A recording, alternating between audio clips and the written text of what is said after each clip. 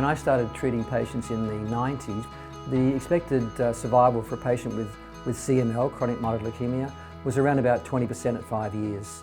And we needed to find answers as to how we could improve that outcome. And those answers really came with the discovery that it was a kinase that was driving this disease, and the rationale would be then to develop a kinase inhibitor that could then slow this disease down or even stop it in its tracks. I'm Tim Hughes. I'm a haematologist and a researcher working at the South Australian Health and Medical Research Institute studying chronic myeloid leukemia. So we have many kinases in our cells that are very important for the normal regulation of the cell, but those kinases are quite vulnerable to mutations, and those mutations can lead to cancer. So the rationale of using a small molecule or an antibody that blocked that mutant kinase really came into maturity in the 90s using imatinib, the very first tyrosine kinase inhibitor, in chronic myeloid leukemia.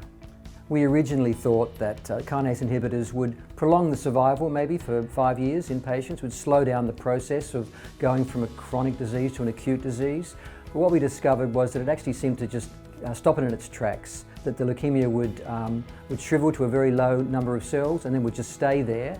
And as long as you keep using the drug, you could control that disease long term. This gave patients the possibility of long-term survival.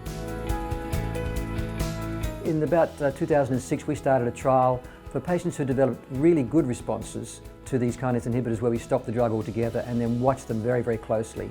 And we found that a substantial number, around about half the patients, were able to stay off their drug long term. So that's really changed the whole focus of treatment of chronic myeloid leukemia, from using a drug to try and chronically suppress the disease, to having an approach where we can actually get the patient off drug altogether and keep them well, which we regard effectively as cure.